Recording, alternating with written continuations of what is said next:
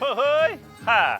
Através deste chapéu, Luiz Gonzaga levou a cultura do nosso Nordeste para todo o Brasil. E por isto, esta temporada do Forró Bodó faz homenagem ao Rei do Baião, com a interpretação do Loran Lima na apresentação e com muita imitação. Ha!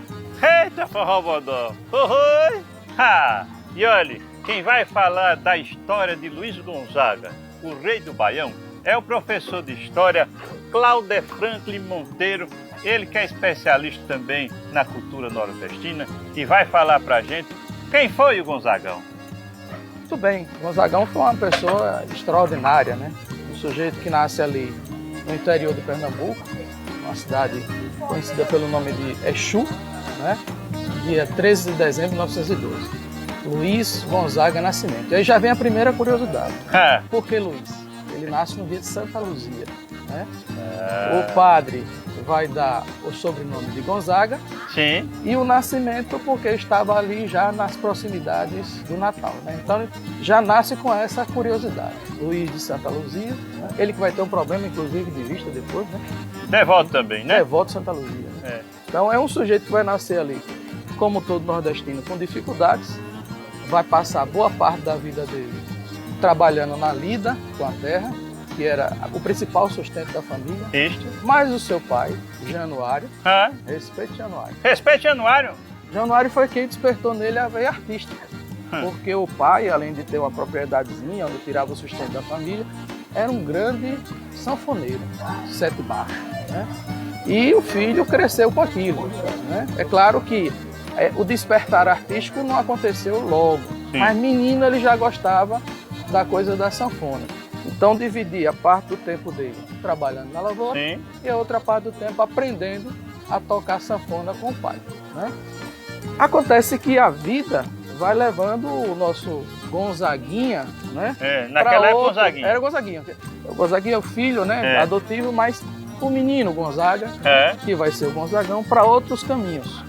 Com 17 anos, ele tem um problema lá, andou se apaixonando por uma mulher que não podia. Sim. E aí, ó, teve que capar o gato, né? Como foi-se embora. Foi-se embora. Deixou a família e se aventurou no exército. Né? Ele imaginava que podia seguir carreira militar, mas não teve tanto sucesso assim. Apesar de, a partir do exército, ele conseguir frequentar várias partes do país, né? Rodou esse mundo todo do Brasil e tocava corneta, né? Não era nem o acordeão? Então, há uma história interessante e verídica, que inclusive já deu depoimento sobre isso, que ele foi reprovado na banda lá do exército porque ele não sabia as partituras. Ele aprendeu a tocar com o pai de ouvido. E aí disse, olha, você não dá certo não, vai tocar corneta, né? Porque a corneta não exigia tanta habilidade no sentido de ler partitura ou coisa parecida. E foi ali, na lida no exército, vagando pelo mundo, que ele vai se definir definitivamente por ser músico. Um colega dele do exército convence ele a tocar sanfona. Olha, aqui no Sudeste, ele já estava no Rio de Janeiro. Já estava no Rio. As pessoas gostam muito, né, dessas cantorias do Nordeste, principalmente os migrantes, né?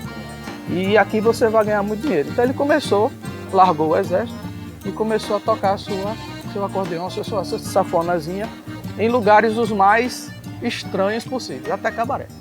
Agora, antes disto, parece que ele não tocava o forró veio um pouco depois, né? Lá ele começou tocando outras coisas, né? Na verdade, ele levou para o Sudeste, sul-Sudeste, o baião.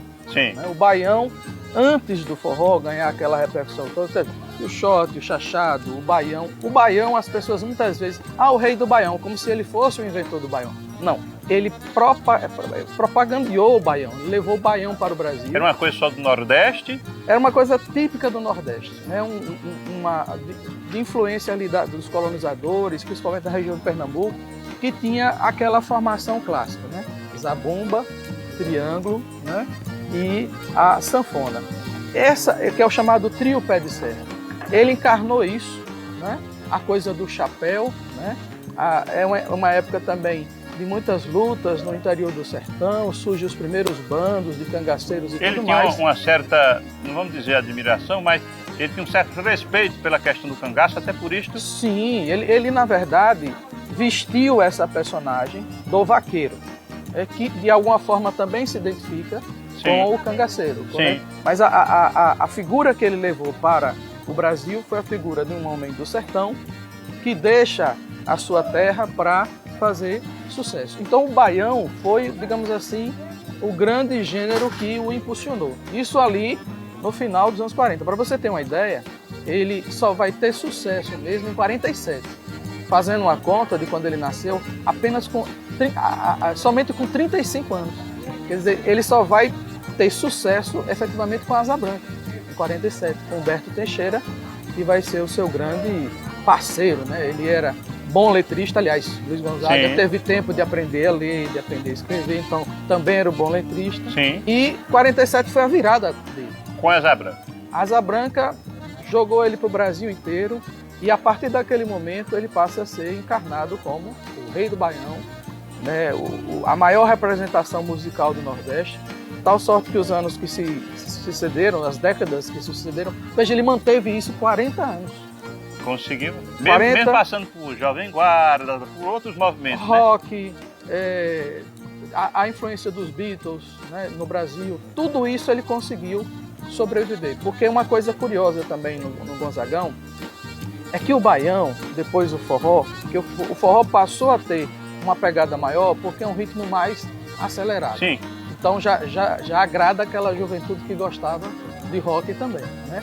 Mas é impressionante como ele ficou nos anos 40, 47, 50, 60, 70 e 80. Ele atravessa essas décadas todinhas sempre em ascendência. E o que é mais curioso, ele sempre procurava se adaptar aos tempos. Por exemplo, houve uma época que música nordestina, principalmente forró, coisa parecida, tinha que ser de duplo sentido. Sim. Você tem Zenilton, né, e tudo mais, aí Gonzagão, mas como é que eu vou fazer música de duplo Clemilda, né? E ele disse, mas como é que eu vou fazer música de duplo sentido? E ele teve que se render a isso. E aquela famosa música dele, né? O senhor tá dançando armado, o senhor tá dançando armado. Eu vou dizer lá pro delegado. Então ele também acabou se envolvendo com esses movimentos. Os próprios músicos de outros gêneros começaram a chamar ele para cantar, né? Pessoas da MPB. Gal Costa, né? Forró número 1, né? Elba Ramalho. Até o trio elétrico, Armandinho Dodô e Asmar, ele gravou.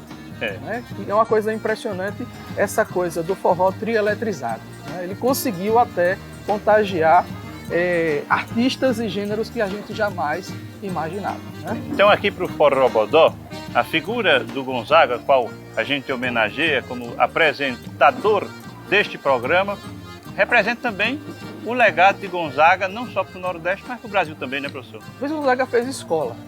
A idade chegou, a doença também, e Gonzaga adoece, curiosamente, no dia de São Luís Gonzaga. Dia 21 de junho de 1989, ele se interna. E ali vai falecer no dia 2 de junho. Ele já tinha voltado para Recife, deixou o Sudeste. Voltou para o Pé de Serra. Voltou para Pernambuco, principalmente a cidade de Recife, capital. E a sua morte, por incrível que pareça, como esses grandes nomes, né, que a gente tem em todos os gêneros, sejam musicais e tudo mais, Gonzagão permanece vivo. Ele deixou uma escola, deixou pessoas que conseguiram manter o seu legado. A prova disso foi o próprio Dominguinhos. O filho dele, mesmo numa outra pegada, a filha adotiva, que é o Gonzaguinha. Gonzagão chegou ao final da sua vida deixando pra gente um legado assim extraordinário. Então tu percebeste por que o Gonzagão será o grande homenageado desta temporada do Forrobodó.